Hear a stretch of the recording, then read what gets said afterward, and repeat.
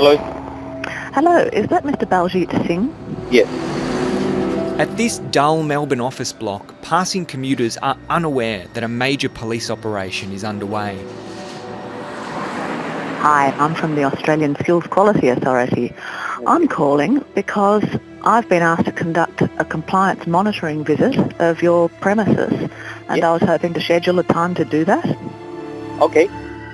The person you can hear on this police intercept is Bobby Singh, speaking with an auditor from the Australian Skills Quality Authority, known as ASQA.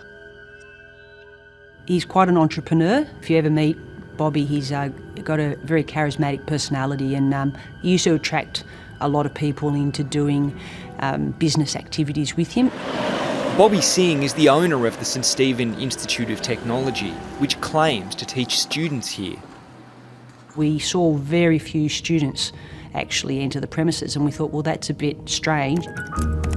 Federal Police Detective Superintendent Danielle Woodward and a team of police were investigating a multi-million-dollar scam to defraud the government out of training college subsidies. They can then have students come in from overseas. They take that money and then basically tell the students that you don't have to come, just give us your money. So it's a money-making venture and it's greed. This scam is what's known as a ghost college. It's an organisation that ticks all the boxes in terms of its appearance. It looks like a training college when in fact students are not really there training. They're actually out working or doing something else with their time. On the other side of Melbourne, Bobby Singh had added the Symbiosis Institute of Technical Education to his scheme.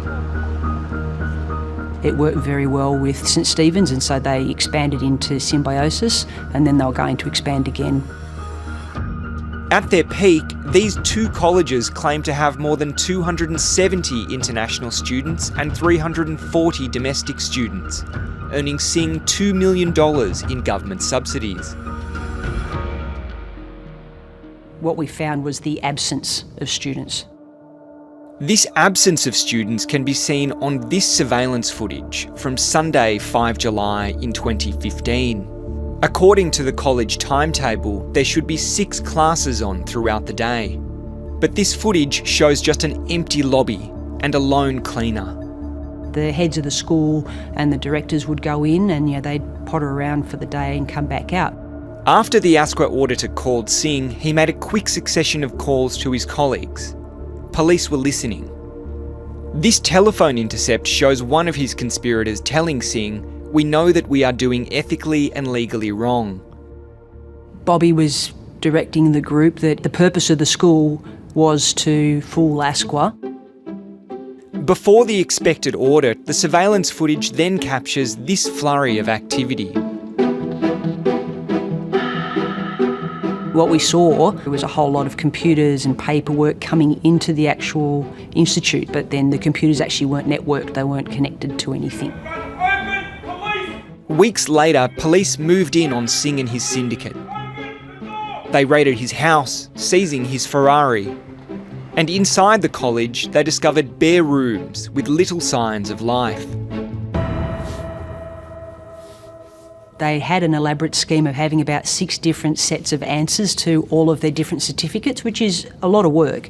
And they would provide those answers to the international students just to copy them down onto their papers so then they could mark them and assess them as passing. Did either of these colleges actually do any teaching?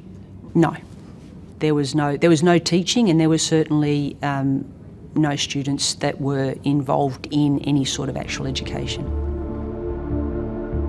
Federal agents discovered thousands of fake assessments designed to fool auditors from the training watchdog. Some of them were handwritten with identical spelling mistakes.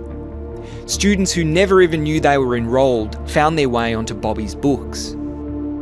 I opened the door and they said, "We are from the Australian Federal Police and we are investigating a matter." I was really scared, man. I was shitting my pants.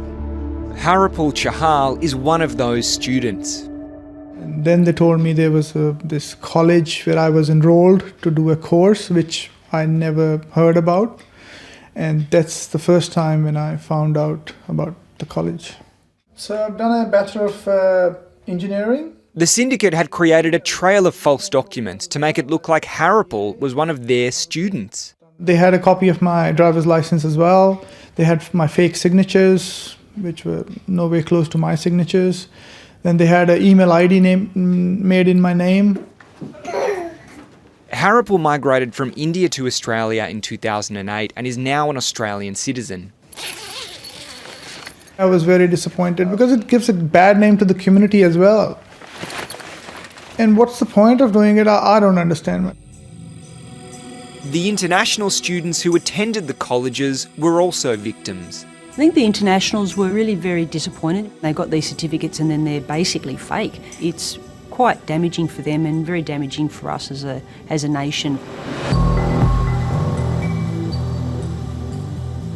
Anything you do say or do may be used in evidence. Yeah, do you understand? Yeah. Bobby Singh received a 6-year sentence for his leading role in the scheme. Yes, I understand it. The police operation to expose this scheme was a remarkable success, but questions remain over how they were able to fool the National Training Regulator for so long. You're able to reflect as you drive, on all the different industry issues. Larissa Kernebone spent years working to regulate training colleges with the Australian Skills Quality Authority. During my time at ASQA, I held, I think, 2 formal positions. One was an investigator, the other was an auditor. 2 years ago, she left the regulator and now works as a consultant for training colleges. I think seeing both sides, I can see clearly the challenges that each party faces. The regulator is cancelling far more training organisations than it has in the past, but some providers are successfully challenging decisions. Obviously there is a problem with the regulator and the decisions that they're making if they're losing cases. When she began working as a consultant, what she saw at a visit to one registered training organisation, or RTO, alarmed her. My perception of this RTO was that they needed to be shut down immediately, and my perception was that they needed to be referred to the federal police. And this RTO continues to operate. ASQA declined an interview request from 7:30, but said in a statement it refuted suggestions it made incorrect decisions to cancel providers or that it turned a blind eye to poor behaviour. At the end of the day, a qualification is a promise of skills to an employer. And if an employer has a person in front of them saying that they can do something but they can't, what happens? You've got OH&S risks, you've got financial risks, you've got safety risks. Hi, I'm Lee Sales. Thanks for watching this story. If you'd like to watch more of 730's stories, they are on the left of your screen. And tap on the button below to subscribe and get the latest from ABC News.